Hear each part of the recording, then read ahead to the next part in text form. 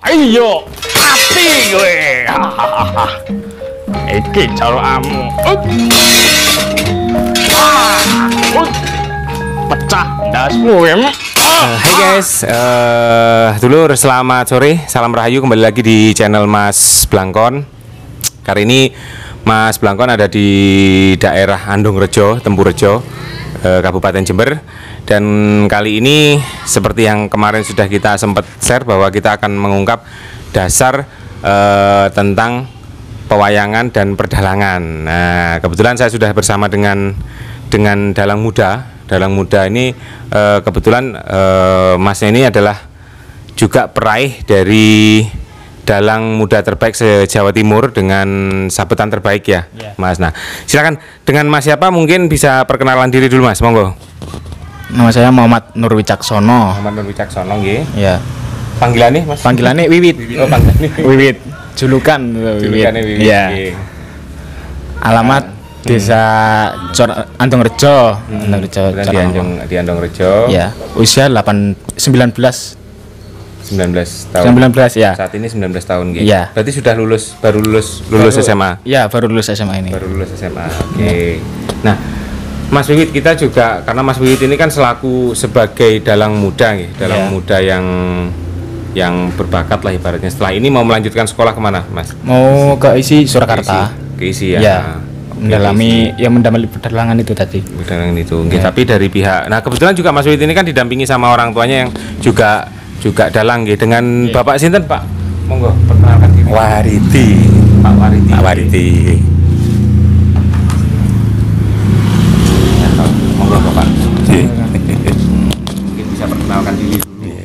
Bapak. Kenalkan, nama saya Pak Wariti. Kelahiran dari Banyuwangi, Yosomulyo.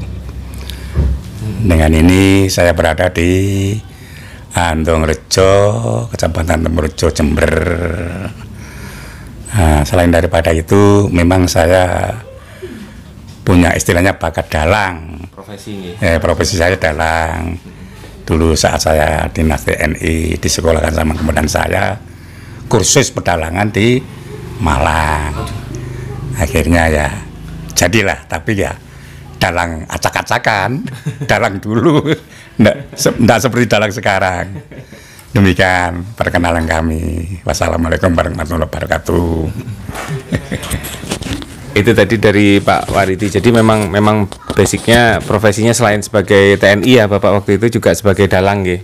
Dalang. Nah, akhirnya darah dalang itu diturunkan ke Mas Wiwit ya dulu. Nah, kita juga pengen tanya-tanya nih sebenarnya sebelum kita masuk ke nanti, kita juga akan mengungkap bagaimana sih nilai-nilai luhur dari sebuah pewayangan itu yang bisa diaplikasikan di kehidupan kita sehari-hari. Jadi bukan hanya sekedar cerita aja ya, tapi kenyataannya biar orang-orang juga tahu atau masyarakat tahu bahwa wayang itu bukan hanya sekedar tontonan saja, tetapi mampu juga bisa sebagai tuntunan juga Pak nggih, sebagai tuntunan untuk kehidupan kita sehari-hari. Nah, sebelumnya kita coba ngobrol-ngobrol dulu sama Mas Wiwit. Nih, pertama itu bagaimana sih Mas proses awal menjadi dalang itu? Mungkin bisa diceritakan dulu. Pertama itu gini Mas. Ya dulu saya itu kan sukanya itu seni, bukan pedalangan. Dulu seni jaranan. Kebetulan pas ada hajatan mbak kakak saya, kawin itu, bapak dalang, malamnya kan muridnya bapak Mas Edi. Ya, habis itu kok saya tertarik ke pedalangan, habis itu minta ajar ke bapak. Oh gitu, akhirnya tertarik untuk mempelajari jadi dalang. Iya. Tapi sebelumnya bapak setuju nggih untuk masuk jadi dalang? Iya, lahir batin. Setuju. Lahir batin setuju nggih. Pokoknya yang penting siap. Iya. Susah nggak sih Mas mempelajari, atau berapa lama sih jadi dalang itu istilahnya mempelajari untuk sampai proses sampai bisa melakukan sebuah pementasan itu sampai berapa lama kira-kira belajarnya? Kurang lebih 3 tahunan. 3 tahun. Ya. Itu ya dari nol ya, itu belajar pegangnya wayang, habis itu berjalannya wayang itu gimana, habis itu menginjak ke cerita. Kalau saya cerita itu kan harus hafal, itu harus dialog, cara hafalnya dialog. Berarti ngafalin ceritanya dengan dialog. Dengan dialog. Oh, apakah harus dialognya itu apakah ada konsepnya itu, Mas? Ada konsepnya nggak kalau dialognya itu? Sudah ada. Sudah ada konsepnya. Iya, sudah dikonsep dulu. Jadi itu harus benar-benar hafal konsepnya. Harus. Ataukah bisa dikembangkan kata-katanya apa harus sesuai dengan pakem yang ada? Ya, Iya, ya bisa yang pakem itu kan ya itu tadi Suharep Pitono itu, Mas. Ya bisa dikembangkan juga dari dialognya. Kalau janturannya itu harus pakem. Oh gitu. Nah, ini Mas. Oh nggih.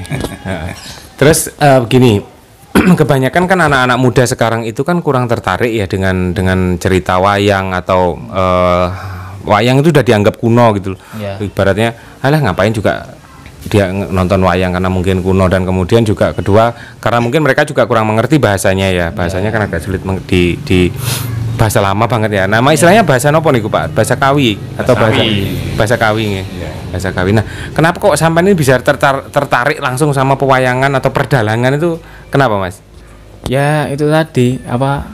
Ya suka aja karena ya suka, terus kan bapak juga dalang itu tadi. Apakah karena mungkin ada beberapa nilai-nilai luhur yang terkandung dalam wayang sehingga sampean menjadi tertarik? Ya itu juga. Salah satunya itu juga. Oh iya. Oke, nah selain itu kita lanjut ke pertanyaan selanjutnya. Apa aja sih syaratnya untuk jadi dalang? Bapak juga bisa. Ada niat gitu Pak. Ada niat, kepengen belajar, kemudian dalami. Apakah memang dari kita harus punya skill untuk menjadi dalang itu ibaratnya sebelum ada niat ya? Kadang-kadang kan ada ya kayak bule atau apa kan tidak punya skill sama sekali, kemudian dia masuk sekolah dalang dan memang bisa diajari dari nol, ataukah memang harus punya skill dulu untuk jadi dalang? Apa bisa dimulai dari nol ibaratnya gitu? Ya dari nol itu tadi. Ya. Jadi gimana ya? Ya kayak tertarik itu ya, dulu, habis itu kan mempelajari itu tadi. Oke. Berarti untuk perdalangan ini juga bisa diajarkan secara otodidak nih? Bisa, tanpa harus melalui suatu lembaga resmi yang mengajarkan. Bisa secara otodidak ya dari turun temurun. Dan apakah untuk melakukan sebuah pementasan itu perlu sertifikat, Pak? Perdalangan pementasan, misalnya kita mau mentas kemana gitu, itu apakah saya sebagai seorang dalang ibaratnya itu apakah harus ada sertifikatnya dulu baru bisa melakukan? Tidak perlu ya? Nggak perlu. Oh, nggak perlu. Yang penting kita bisa mementaskan sebuah cerita dengan baik dan benar itu ya. Ya. Berarti bisa kita melakukan aksi perdalangan pementasan wayang gitu ya. Iya.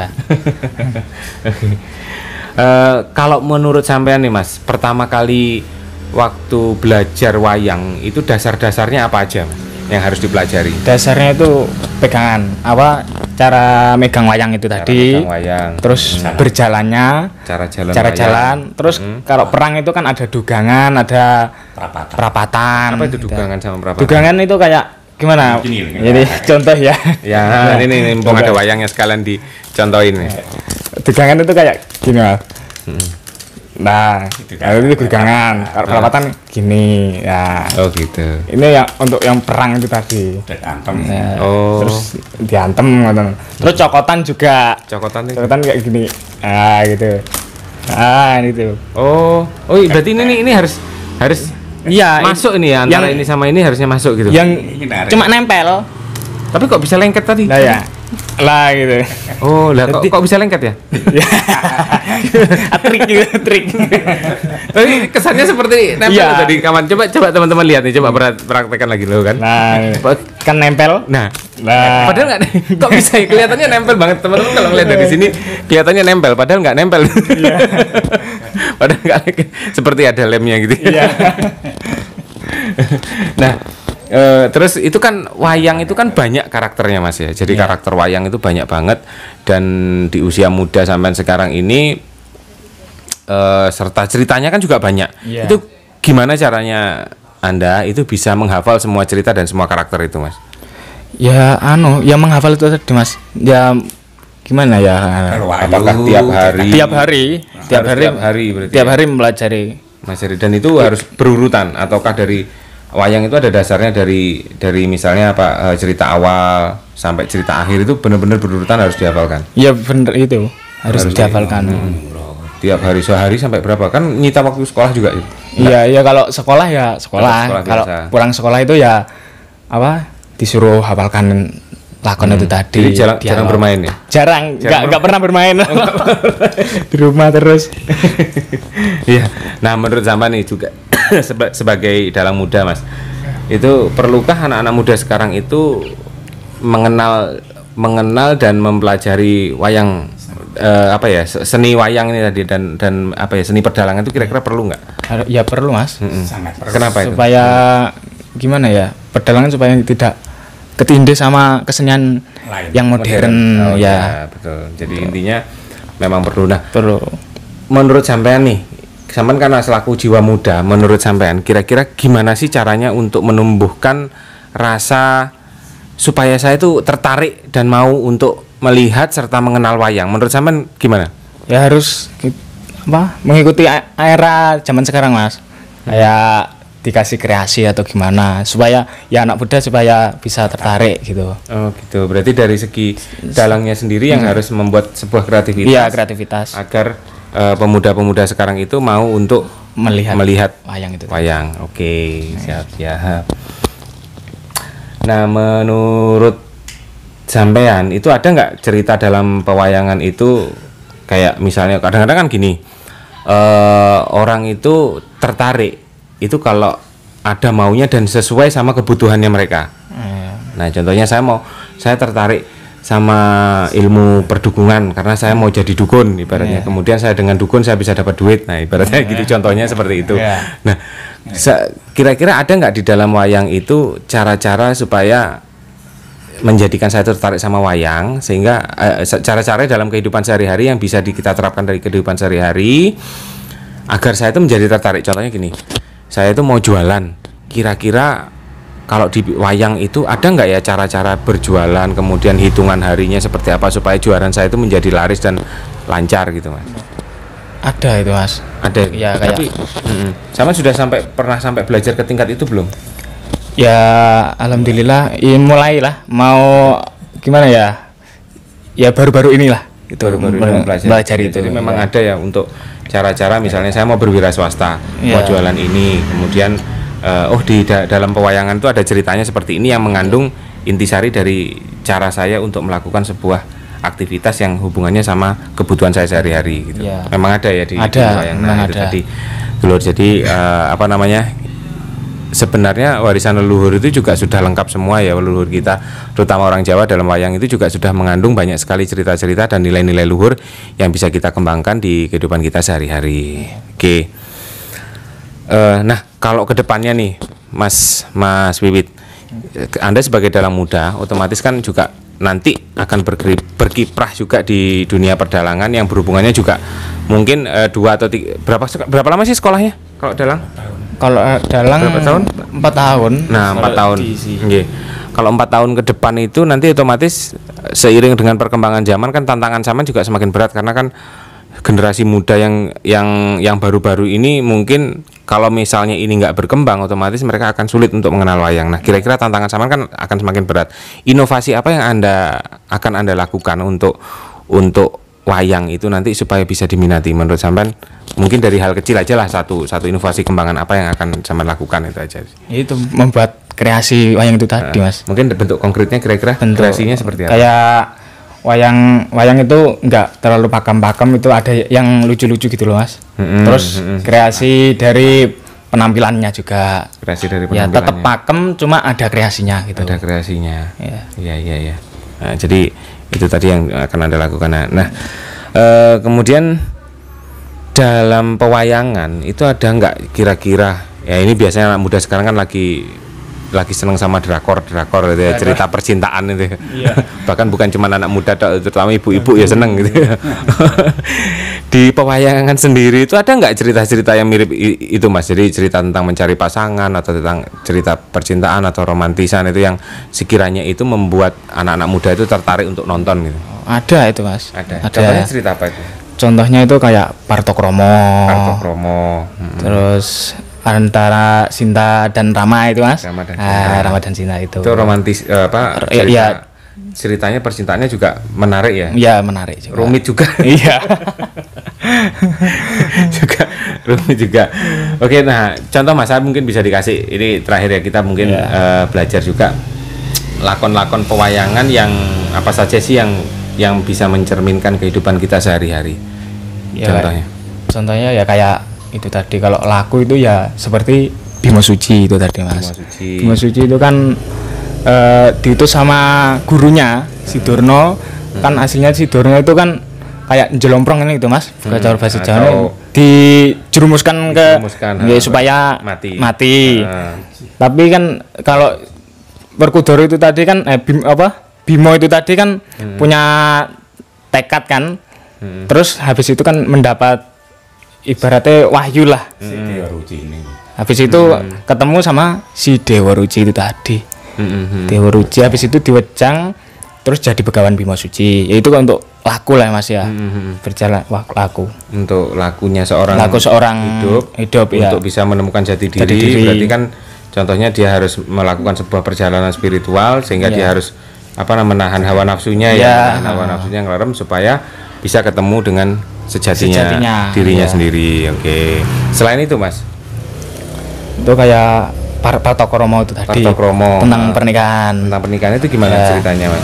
Tentang pernikahan itu kan antara si Burisrawa sama Janaka itu mau ngelamar si Sembodro kan. Habis itu kan sama Sembodro dikasih apa gitu kayak kados bebono lah. Apa lah arane iki? Mas kawin. Mas kawin nah itu. Yang sanggup mencarikan itu kan si Permadi itu tadi.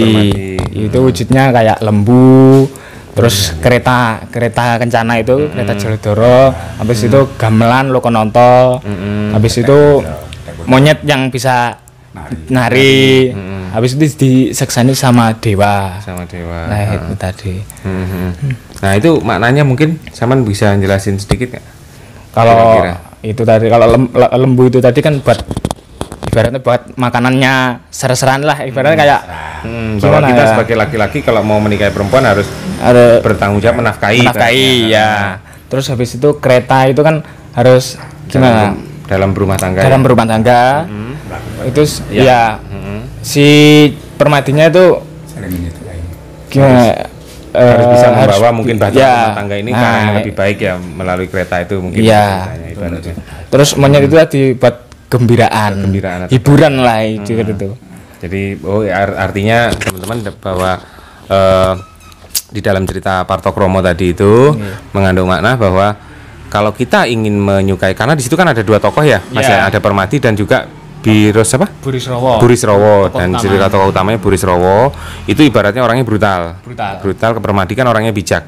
Nah kemudian ketika kita ingin mencintai seseorang, kita ingin menikahi seseorang, kita menyukai seseorang, itu ojo nafsune dhisik ya, ibaratnya jangan gerusa-gerusu nafsunya yang dibesarkan sehingga pikiran kita akhirnya nggak karuan gitu, kemudian kita juga bakal kehilangan kehilangan wanita yang kita cintai. Seperti Burisrawa kan nggak berhasil akhirnya menaklukkan si Sembodro, justru malah Permadi yang berhasil menaklukkan dengan kebijaksanaannya dia. Nah setelah Permadi menaklukkan si Sembodro dengan kebijaksanaannya itu, kemudian kita mungkin harus bertanggung jawab kepada orang yang akan kita nikahi ya, mungkin dengan memberikan nafkah, diibaratkan sebagai lembu Andini.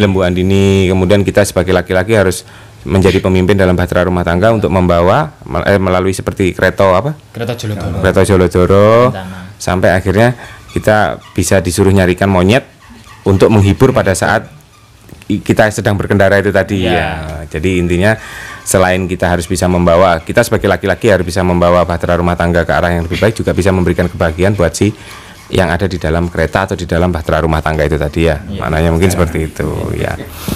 Dalam rumah tangga.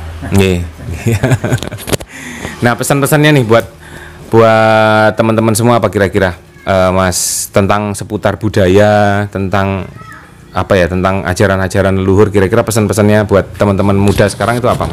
Ya pesan saya ya tidak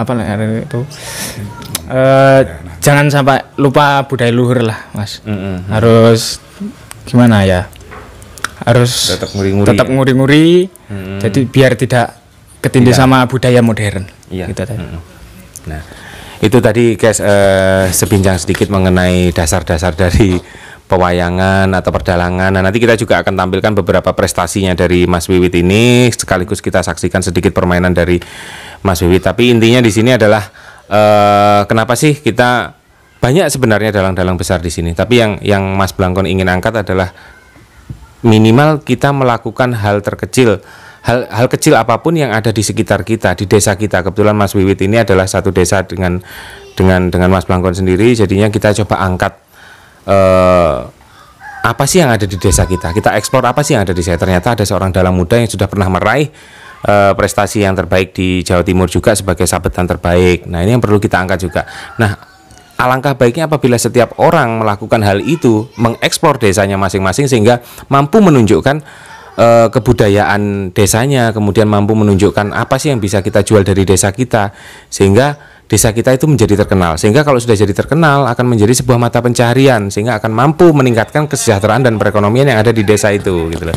Jadi nggak perlu mikir yang jauh-jauh kita menjadi seorang pemimpin atau apa gitu, tidak. Tapi lakukan hal kecil yang ada di lingkungan Anda untuk meraih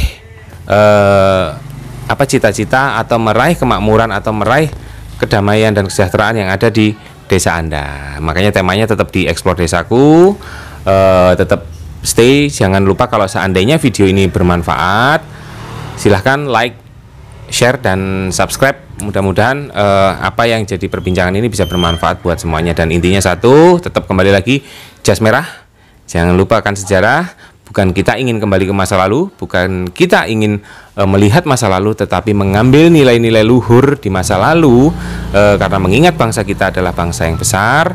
Bagaimana nilai-nilai itu nanti bisa kita terapkan di zaman sekarang untuk mengarungi kehidupan yang lebih baik lagi ya. Oke, sekian dulu dari Mas Blangkon. Nanti kita akan saksikan permainan sedikit sabetan yang bagus dari Mas Wiwit ya. Perhatikan video berikut. Sampai ketemu dan salam Rahayu.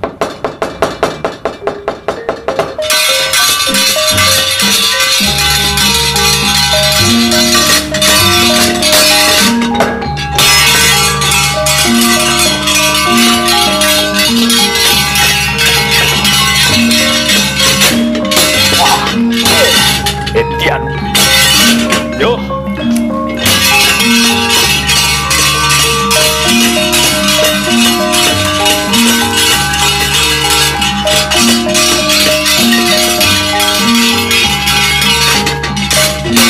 Wah. Edian.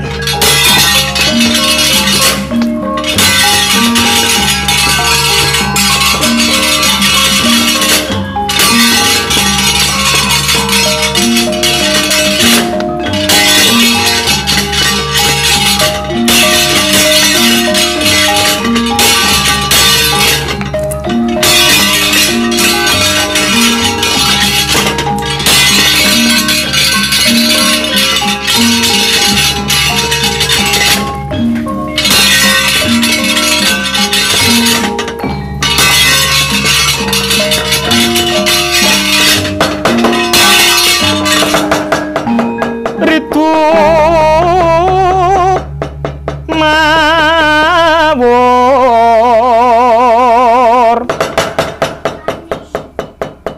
mangawur-wurahan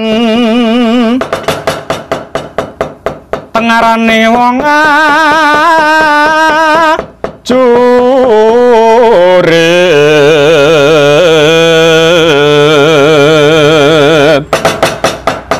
gong maguru gongso tata kaya putulawur panjriting turang gesti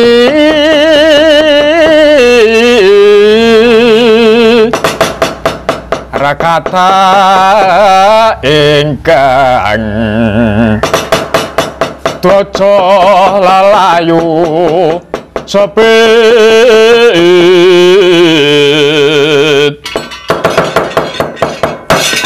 Wah, ono wong cendhek cilik brengos sesak kepel sisih soy. Ora dadak teteng aling-aling. Satrasara Miraden Arya Setyaki ya Singa Mulanjaya balik kuwi sapa? Puri saka negara Gobarong kalih Gustiku Prabu Karangkala. Patih pangkatku Jayasengara kang dadi jelengku. Arep nyandilan perlu apa? Blakotak Blakasuta. Aku arep mbubarake Pagurana Arga Kirasa, mengke kowe sumisi aku tak liwat. Keneng kowe mbubarake Pagurana Arga Kirasa waton kowe bisa nglangkai bangin Setyaki. Piye?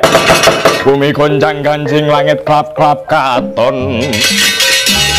Nek bintang risang mawe gandrung. Suki kendel bondo ani padha rantang prakal aku em. Apa-apa lho. Durung krungu kondangku. Rungokno gobok mulekno mripatmu.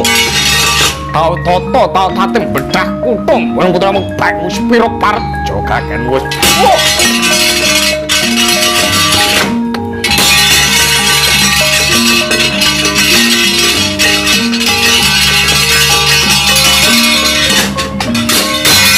Iblis rat antem ramomu parep. Wah. Yo.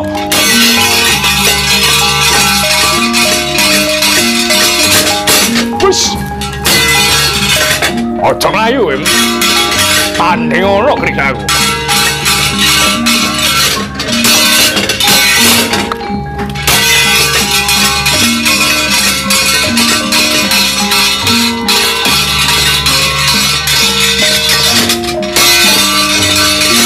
As. Etian. Wah. Wit. Pak. Etian. Oh. It. Wah.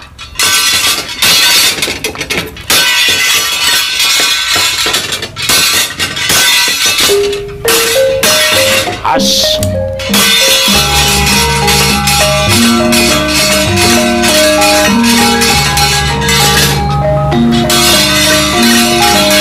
As. Hut. Mati. Hahaha. Kicau kamu. Yo. Hut. Mati. Hahaha.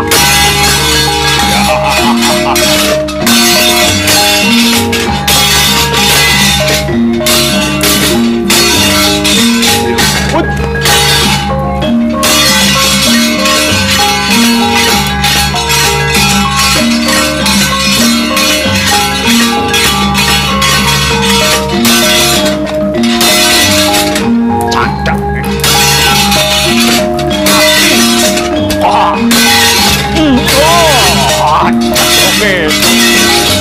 Us, cekluk nendasmu pecah em. Mati. Wah.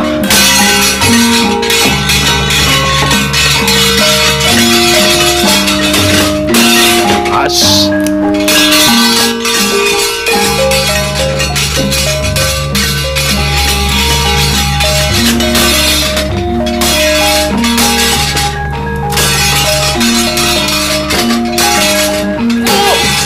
Iya, betul.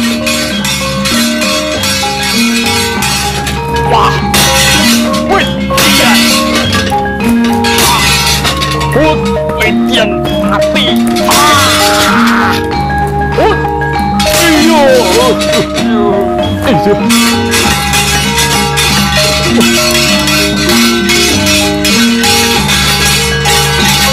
As, oh, ayo mati, aduh. Hut, hut, iyo. Wait, wah, iyo.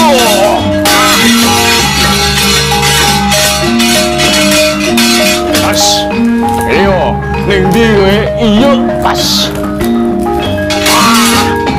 Iya, oh, woi.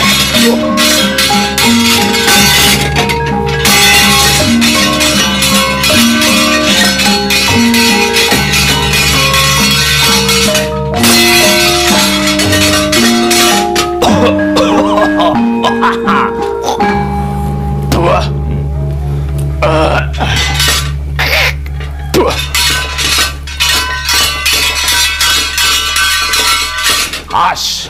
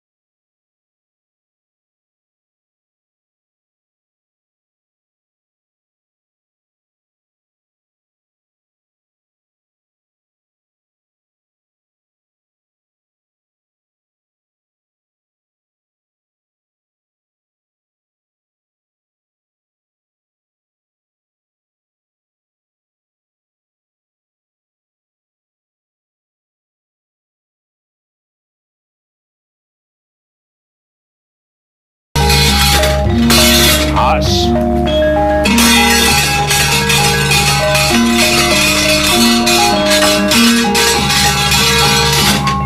As.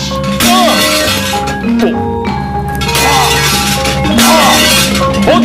Indian. Hut. Wah. Hut. Hut.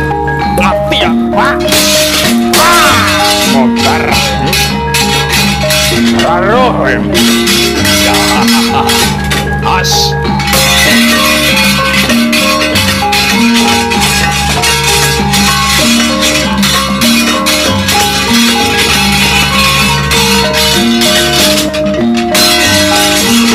As. As iyo ning ndi kowe? Wah, parep tendo. As.